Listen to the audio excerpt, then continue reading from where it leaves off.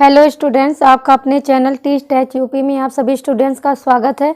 आज हमारा टॉपिक है समरूप त्रिभुजों के क्षेत्रफल, जिसके अंतर्गत हम प्रमेय देखेंगे। तो प्रमेय, इसके अंतर्गत प्रमेय पहला है, दो समरूप त्रिभुजों के क्षेत्रफल त्रिभुजों की संगत भुजाओं के वर्गों के अनुपात में होते हैं। ये इम्पोर्टेंट है, इसको तैयार कर लीजिएगा आप लोग। दो समरूप त्रिभुजों के क्षेत्रफल त्रिभुजों की संगत भुजाओं के वर्गों के अनुपात में होते हैं, या कभी कभी आ जाता है अनुपात में बराबर होते हैं, दोनों एक ही है। तो दिया क्या है, दो समरूप त्रिभुज दिया है ना, दो समरूप त्रिभुजों के क्षेत्रफल। तो दो समरूप त्रिभुज बनाया है, एक बनाया त्रिभुज ABC और दूसरा बनाया है DEF। ये दो आपके समरूप त्रिभुज हो गए। ठीक, अब हमको क्या करना है, सिद्ध करना क्या है कि त्रिभुज ABC का क्षेत्रफल बटे त्रिभुज DEF का क्षेत्रफल, मतलब दोनों त्रिभुजों का क्षेत्रफल कितना हो जाएगा, AB square upon DE square, BC square upon EF square, CA square upon FD square. ये क्या है, AB स्क्वायर, मतलब ये भुजा AB स्क्वायर बटे ये DE स्क्वायर, और ये BC स्क्वायर बटे EF स्क्वायर, और ये वाला ये AC स्क्वायर बटे DF स्क्वायर। ये क्या है आपका, ये दोनों क्षेत्रफल है। ये आपको प्रूफ करना है। और रचना में क्या करनी है, त्रिभुज ABC के शीर्ष A से, मतलब यहाँ से हमने क्या किया, BC पर जो है एक लंब डाल दिया, क्या ये AN लंब डाल दिया, और इसमें क्या किया, EF पर DM जो है एक लंब डाल दिया। ये हमने इतनी रचना कर डाली, दो समरूप त्रिभुज थे, इसमें हमने इतनी रचना की। ठीक, अब देखिए, अब उपपत्ति में क्या करेंगे, उपपत्ति में अब यही दोनों त्रिभुज ABC और त्रिभुज DEF समरूप है। और क्यों है, क्योंकि आपके क्वेश्चन में इसमें ही दिया है, प्रमेय में दो समरूप त्रिभुजों के क्षेत्रफल की बात हो रही है ना, तो ये हो गई दो त्रिभुज जो समरूप है। ठीक, अब हम आगे देखते हैं। अब बेटा देखिए, यहाँ पे उपपत्ति में मैंने, ये आप पहले से भी जानते हो इसलिए मैंने कर दिया है, इसको समझ लीजिए आप लोग, इसको कई बार आप लोगों ने किया है। जैसे ये दोनों त्रिभुज जब समरूप है आपका दिया हुआ है, तो इसके एंगल भी बराबर होंगे। ये जो कोण A है, देखिए इधर, ये जो त्रिभुज में कोण A है, ये कोण A बराबर होगा किसके, कोण D के, और कोण B बराबर हो जाएगा कोण E के, और कोण C बराबर हो जाएगा कोण F पे। और फिर इसके बाद जो क्या होता है, इसकी जो भुजाएं होती है वो क्या होती है, समानुपातिक होती हैं। मतलब AB अपान हो जाएगा DE, ठीक है, और ये BC अपान हो जाएगा EF हो जाएगा, और ये CA अपान हो जाएगा FD हो जाएगा। तो ये चीज़ हमने इसको मान लिया समीकरण नंबर 1, इसको मान लिया समीकरण नंबर 2। अब इन दोनों त्रिभुजों में ही देखेंगे क्या, अब हम इस त्रिभुज को देखेंगे, ध्यान दीजिएगा, AN और ये B, ये वाली त्रिभुज में एक त्रिभुज हम ये लेंगे, और दूसरा त्रिभुज इसमें क्या ले लेंगे, ये DME, मतलब ये एक तरफ का त्रिभुज हम ले लेंगे ANB, और DME को देखेंगे। ठीक है, इसमें क्या है, आप देख रहे हो प्रत्येक कोण 90 अंश का, मतलब जो ANB है ये भी 90 अंश का है, ये आपका क्या है, ये 90 अंश है। ठीक, और क्यों है, क्योंकि इस पे आपका जो है ये लंब डाला गया है। फिर इसमें देखिए इधर, इसमें क्या है, ये आपका 90 अंश है, तो लिख सकते हो आप कोण ANB बराबर कोण DME। ये दोनों क्या है, प्रत्येक कोण, मैंने देखो यहाँ पे लिख दिया, प्रत्येक कोण 90 अंश है।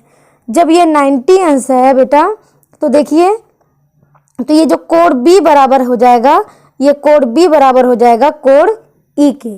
ठीक है, और आपके इसमें दिया भी है, देखिए इधर, कोण B बराबर कोण E।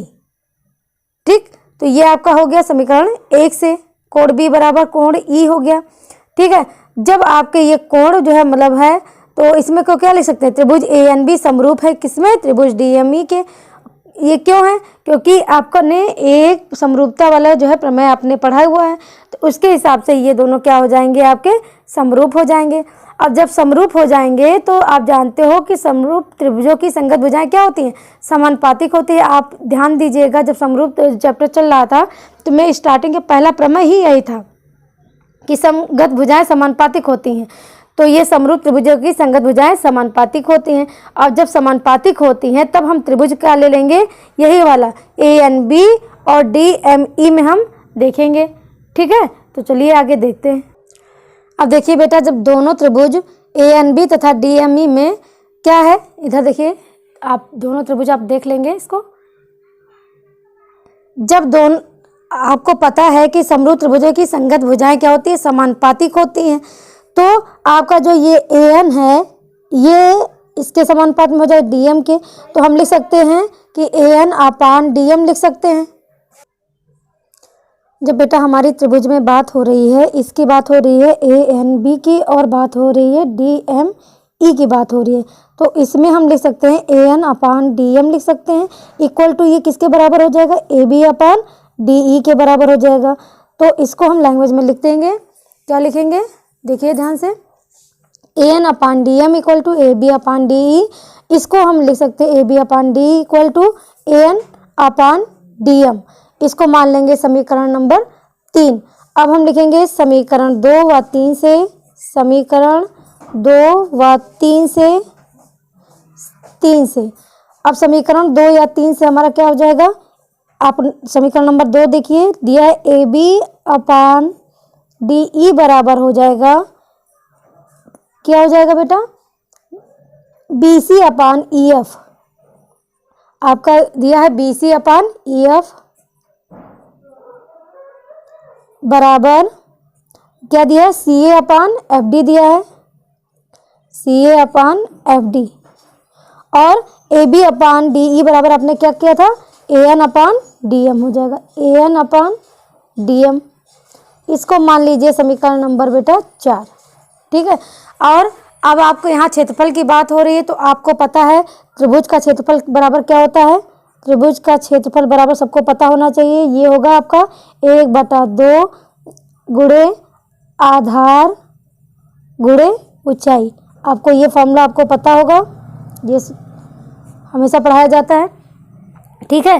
तो हमको क्या करना है बेटा, क्षेत्रफल की जब बात हो रही है तो हम त्रिभुज ABC का क्षेत्रफल लेंगे, ठीक है।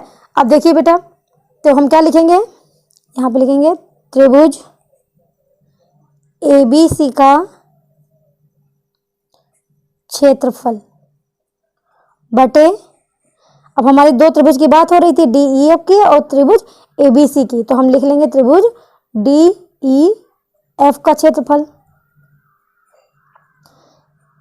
जब हम निकालेंगे त्रिभुज ABC का क्षेत्रफल आधार, अब आधार उसमें देख रहे हो, अब फिगर में देखिएगा, पहला फिगर ABC वाला में आधार आपका देखिए बेटा, इसमें ध्यान दीजिए, इसमें आधार आपका है BC और ऊंचाई कितना है AN, तो आप क्या लिख सकते हो 1/BC गुणे AN, ठीक है। इसी तरह सिमिलरली इसमें निकालेंगे, तो चलिए हम लिख लेते हैं। तो ABC का क्षेत्रफल हो जाएगा आपका 1/2 गुणे BC गुणे AN, मतलब BC आपका आधार है और ये ऊंचाई है। सिमिलरली DEF में देखेंगे, दूसरे त्रिभुज में भी यही देखेंगे, तो ये हो जाएगा 1/2 गुणे, इसमें आधार है आपका EF और ऊंचाई कितनी दी है DM, ठीक है। अब देखिए इसमें से ये कैंसिल इससे हो गया, तो आपके पास क्या बचा, BC अपान EF, देखिए बेटा BC अपान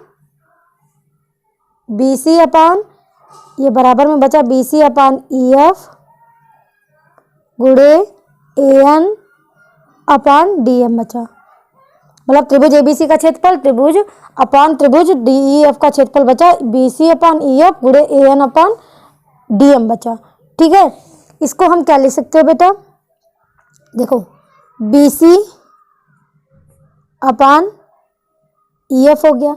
अब इधर ध्यान दीजिए AN अपान DM, ये जो AN अपान DM है, तो देखिए AN अपान DM बराबर हम क्या लिख सकते हो, इधर देखिए समीकरण 4 से, ये देखिए आपने निकाला था ना, AN अपान DM बराबर हम लिख सकते हैं, भाई यहाँ BC और क्षेत्रफल की बात हो रही है, तो हम AN अपान DM बराबर ये भी रख सकते हैं, ये भी रख सकते हैं, ये भी रख सकते हैं, तो हमको यहाँ पे ये वाला रख लेंगे, क्योंकि हमको जो क्षेत्रफल निकालना, तो ये BC यहाँ इसकी जगह पे हम रख देंगे कितना, BC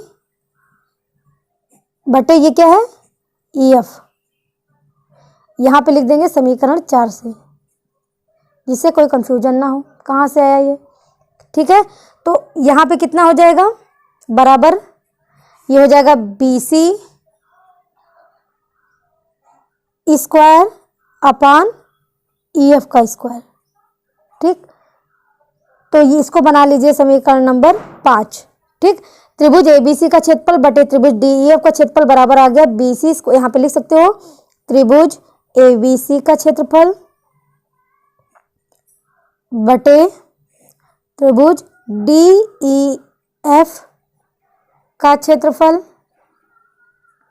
बराबर, मतलब त्रिभुज ABC का क्षेत्रफल बटे त्रिभुज DEF का क्षेत्रफल बराबर हो गया आपका BC स्क्वायर, ये पूरा स्क्वायर हो गया, EF स्क्वायर। इसको बना लीजिए समीकरण नंबर 5। आपको उम्मीद है समझ में आ रहा होगा। इसके बाद देखिए बेटा क्या होगा। अब हमने निकाल तो लिया बेटा त्रिभुज ABC का क्षेत्रफल बटे त्रिभुज मतलब DEF का क्षेत्रफल बराबर BC स्क्वायर प्लस अपान EF स्क्वायर निकाला।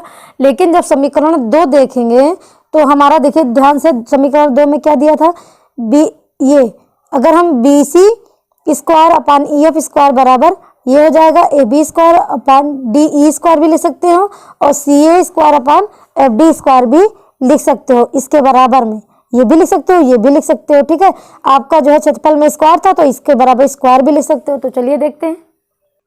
तो बेटा आपका जो है BC अपान EF बराबर ये लिख सकते हो। तो इसको जो है अगर क्षेत्रफल की बात होगी तो इसको हम यह लिख सकते हैं, स्क्वायर में लिख सकते हो BC square upon EF square बराबर AB square upon DE square बराबर CA का स्क्वायर अपान FD स्क्वायर, ये लिख सकते हो ना। इसको मान लीजिए समीकरण नंबर 6।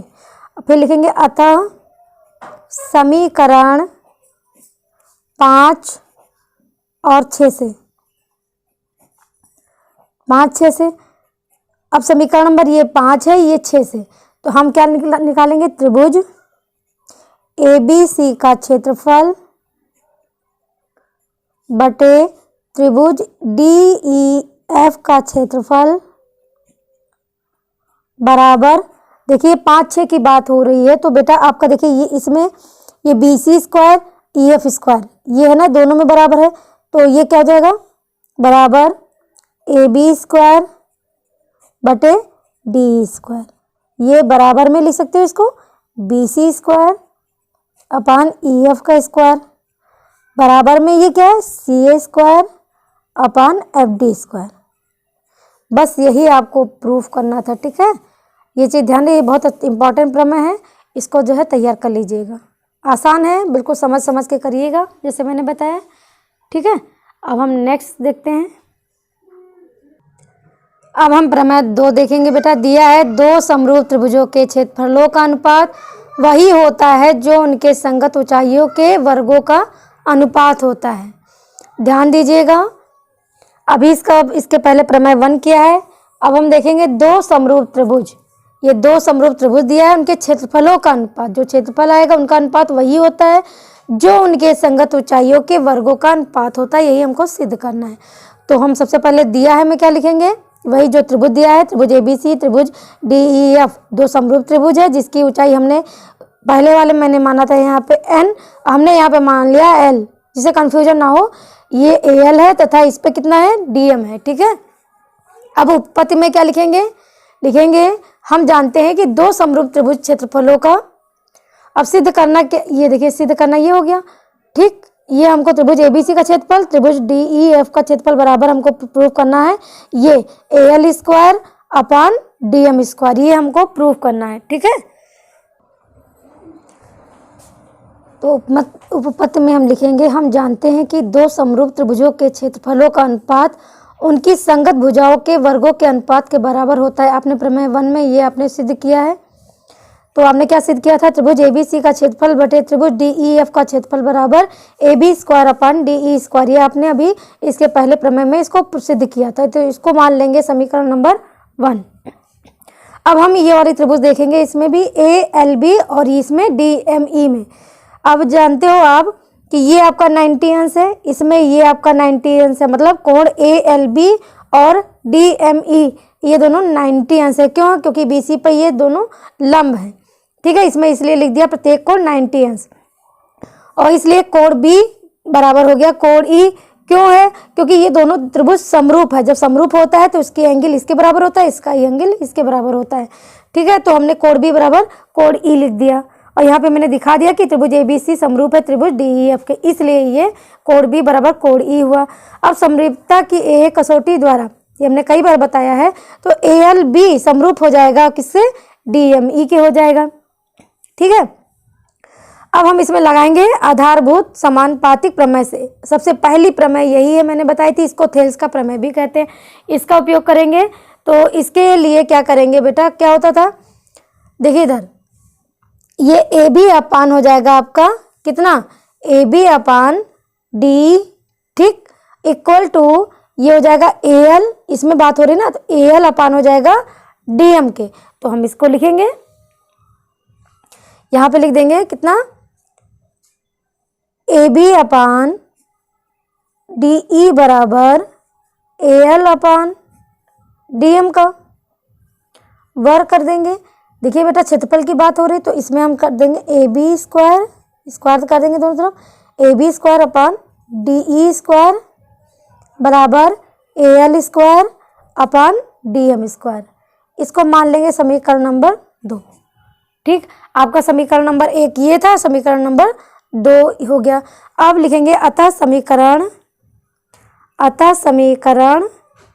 1 व 2 से। अब हम क्या करेंगे, त्रिभुज ABC का क्षेत्रफल इसके बराबर कितना है, देखिए AL square upon DM square. तो लिख देंगे कितना, त्रिभुज ABC का क्षेत्रफल बटे त्रिभुज DEF का क्षेत्रफल बराबर कितना हो गया आपका, ये कितना प्रूफ आया है, AL स्क्वायर और DM स्क्वायर।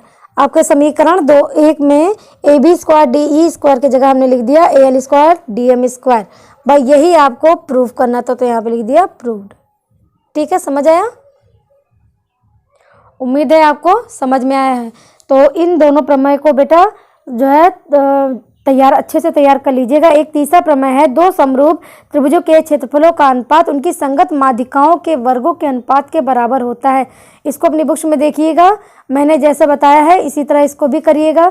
ये तीनों प्रमेय को अच्छे से तैयार कर लीजिएगा, इसमें से एक प्रमेय हमेशा आता रहता है। ठीक है, तो चलिए अगली वीडियो में हम देखेंगे इसके जो है क्वेश्चन।